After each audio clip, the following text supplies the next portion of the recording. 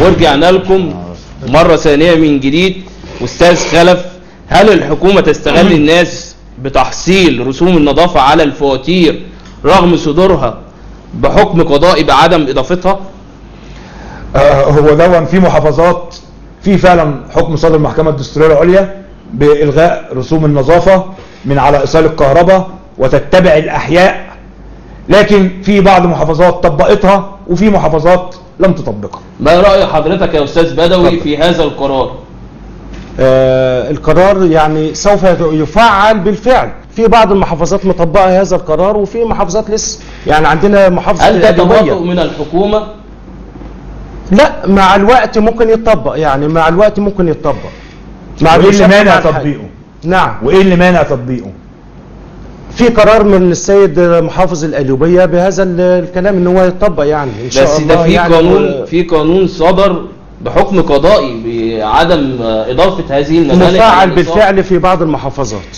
يعني مفعل في بعض المحافظات. مفعل في بعض المحافظات. مفعل. كيف يمكن الخروج من هذه الأزمة يا أستاذ خلف من وجهة نظر حضرتك؟ والله هو الخروج من الأزمة دي أولا تشديد الرقابة الصارمة بداية من كاشف العداد والإبلاغ بالقراءة السليمة.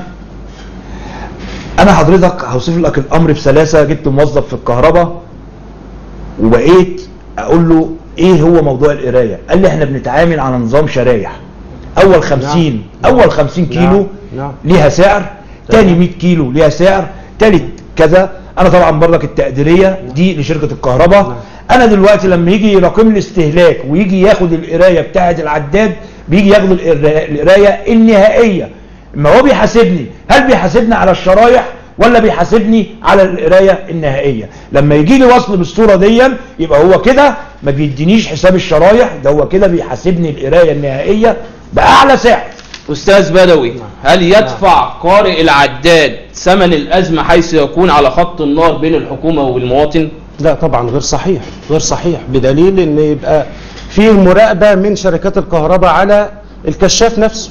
ازاي حضرتك؟ على الكشاف. يعني احنا بنقول في ارتفاع في أسعار الفواتير في الوقت الحالي في الكهرباء والمية، وأكثر من 80% من الشعب المصري بيشتكي من هذه الأزمة.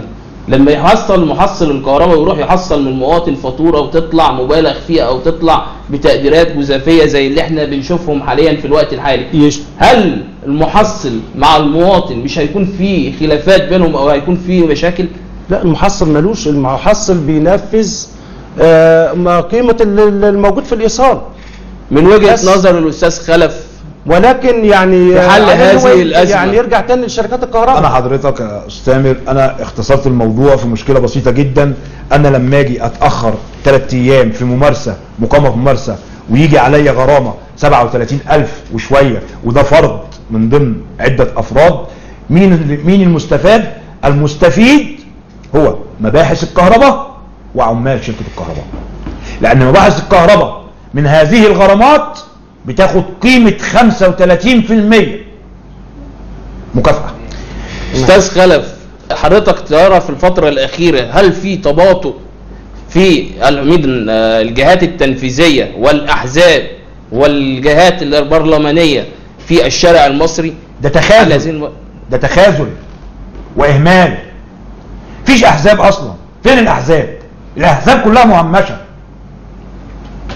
أنا ليس بهاجم أستاذ بدوي كشخص. نعم. أنا بهاجمه بحكم إن هو في الشارع ويحس بحجم الشارع. أنا حضرتك شفت الصورة لما يجي لي ممارس الكهرباء بكابينة في وسط منطقة سكنية طالع منها 26 كابل خارج الأرض. ده انتوا كده بتهدوا لنا الموت. وفين؟ جنب المستشفى. استاذ خالد بالكهرباء موجوده في الشارع، يعني السائق بالكهرباء وخش مستشفى جنبك. استاذ انا بتكلم برضه كمواطن مصري، كمواطن مصري قبل ما يكون مثلا مسؤول حزب. نعم اتفضل. استاذ خلف يرى ان مفيش احزاب موجوده في الشارع المصري مع المواطن، هل الكلام ده صحيح؟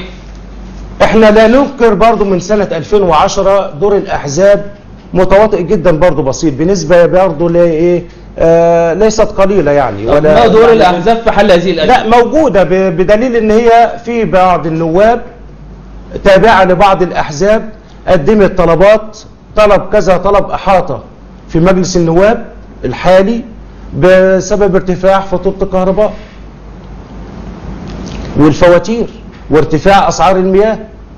يعني انت شايف ان اكثر من طلب احاطه. انت شايف ان ارتفاع الاسعار ده معدل طبيعي موجود في الدوله حاليا موجود. او هو استهلاك طبيعي للمواطن؟ استهلاك طبيعي للمواطن. يعني دي انا كمواطن استهلاك قيمه فواتير، قيمه استهلاك.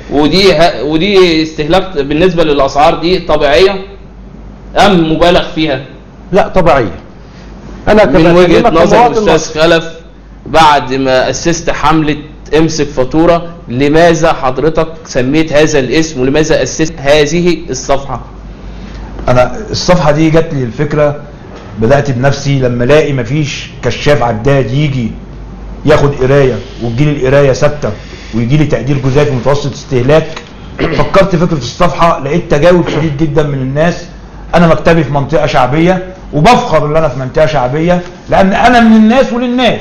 نعم، انا مثلك، انا زيك. الاقي حضرتك كل الجيران المنسقين جايبين لي مجمعين لي فواتير. نعم. استاذ بدوي، نقدر حضرتك في دقيقه عشان نقدر ان احنا وقت البرنامج تقول لي ملخص الخروج من هذه الازمه؟ الخروج من هذه الازمه طيب بنرجع برضو لنقطه بسيطه جدا جدا يعني في عجاله سريعه، ان الاحزاب متفاعله. الاحزاب في تواصل ما بين نواب اعضاء مجلس النواب وبين الاحزاب وبين رئاسه الحي وبين شركات الكهرباء وشركات المياه، وان شاء الله في مزيد ان شاء الله. بالنسبه يعني انا بتكلم برضه عن الحزب زي الحزب المصري الديمقراطي السياسي، ده بيعول على حاجتين، بيعول على الصحه، بيعول على التعليم، ناهيك المشاكل كثيره في التعليم. لا ننكر ان الاحزاب برضه لها دور ولابد ان تفعله، وانا مع الاستاذ خلف في كل ما هو يعني بيطالب به. وبنطالب المواطن ترشيد الاستهلاك من خلال استخدامه لبعض اللمبات الكهربائيه الموفره.